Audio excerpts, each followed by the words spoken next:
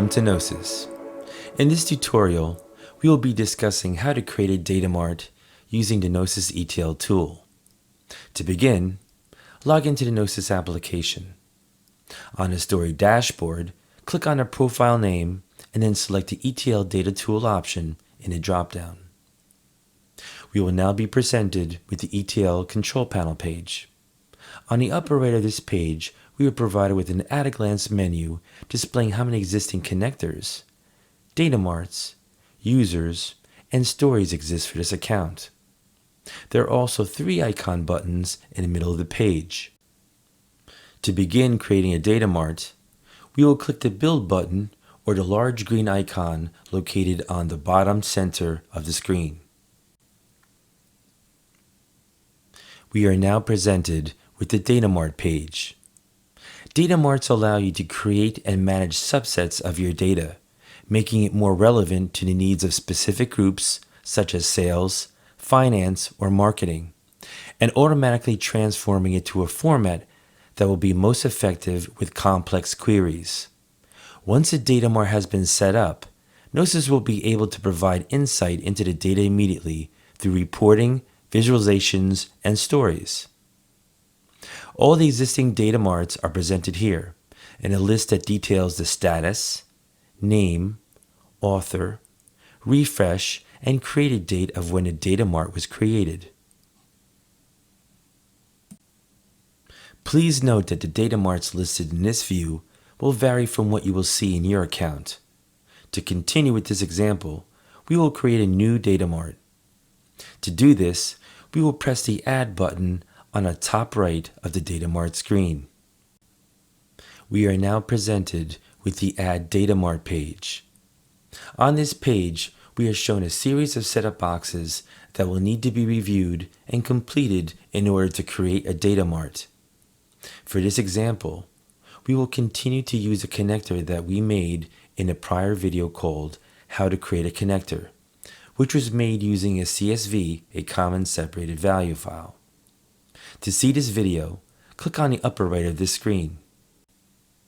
To begin creating a data mart, we will start by giving it a name. In this example, and as good practice to avoid confusion in the future, we will name this data mart with the same name as a connector that we will be using as a data source for this data mart. So in the name alias field, we will type in sample IIS logs. We will leave the group dimensions option at its default selection.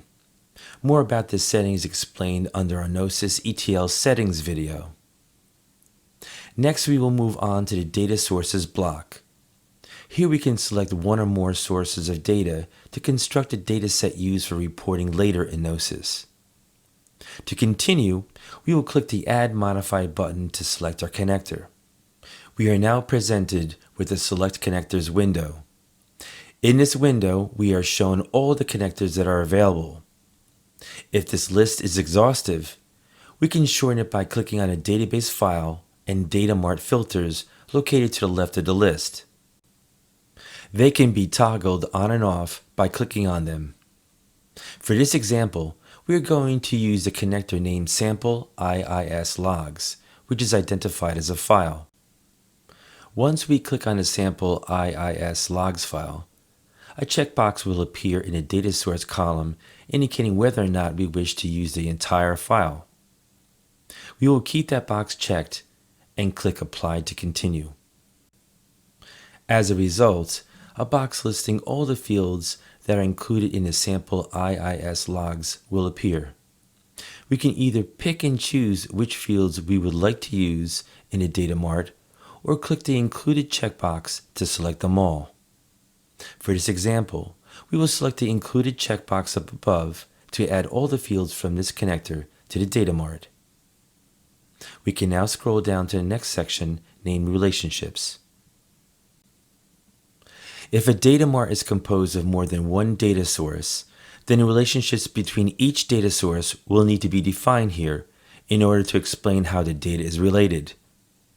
Being that we only have one data source, no relationships are necessary at this time, so we can move on to the next section. In the Dimensions and Metrics section, we will be able to modify the properties on all the fields we selected to be included in a Data Mart, and define which fields represent dimensions, the categories that should be charted, and which should represent metrics, the fields that hold the dates and values to measure against. The first option we have is to choose whether we want this field to be visible or not. We can also edit the column name by clicking on the name.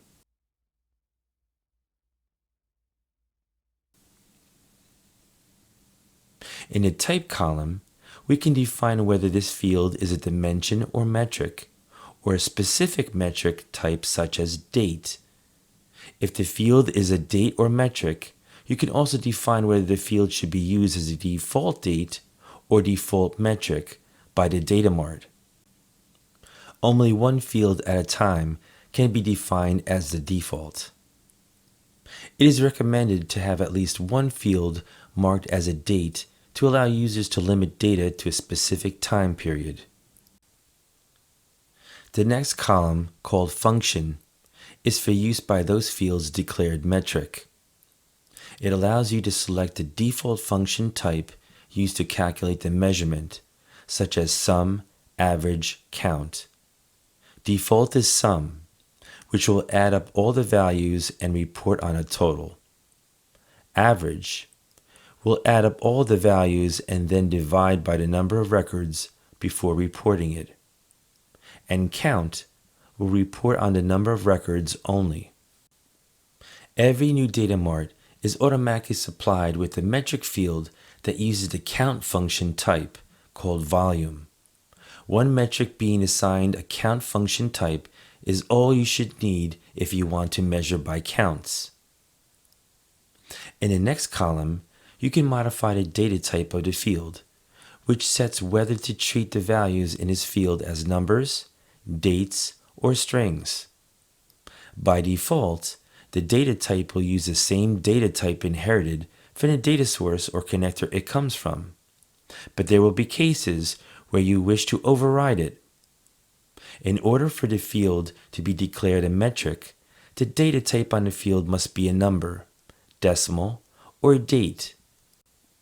If the data type is a string, then the field can only be declared as a dimension.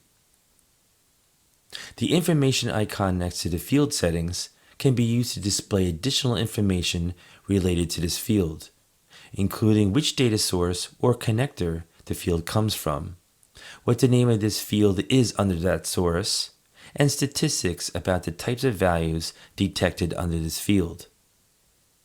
Finally, if a field is set as a dimension, you can set up rules to have the Data Mart convert values into other values by clicking on the filter icon. For example, there may be cases where a field could be reporting a state or a name more than one way, via abbreviations or with a different representation. This could lead to you seeing a report with two or more entries for the same value, such as the text California and its abbreviation CA. To help you correct this issue on a Data Mart level, you can enter one value, in this case CA, and specify the new value it should be converted to, which is California, and hit Add to save this rule. Now, the next time you visit the same report, you'll only see one entry for the text California, even though the source of data for the field contains this value under two different representations. Once we are done with these edits, we can scroll down to the next section. In the Refresh Cycle section, we are given the option to choose whether or not we want the data refreshed automatically or manually. If we choose the automatic option, we are presented with an Add New Schedule button. This will prompt a scheduler window that will allow you to choose a frequency with the start option along with an end time. For this example, we will choose the manual option as the connector used to create this Data Mart was created manually. Next, we will scroll down to the Permissions section. Here, we can add any additional users who we wish to view and access the data in this Data Mart. For this example, we will keep this Data Mart to ourselves, and not grant any additional user permissions. Next, we will move on to the preview section and the final step of this process. Here we have the option to generate a preview of the Data Mart before building it. It is suggested to run this step before finalizing any changes to confirm that there are no unexpected errors. We will click Generate to display a preview of our data so far. Once we review the preview, we will click Build Data Mart to complete the Data Mart creation process. We are now free to leave this page while the data is being processed. This task will continue in the background for a short amount of time. However, if you wish to stay on this page, click OK once the process is completed, and then click on the Data Marts tab. You will now see the Data Mart that we just created on the list. From here, we will move on to the next step in administrating users. Thank you for watching.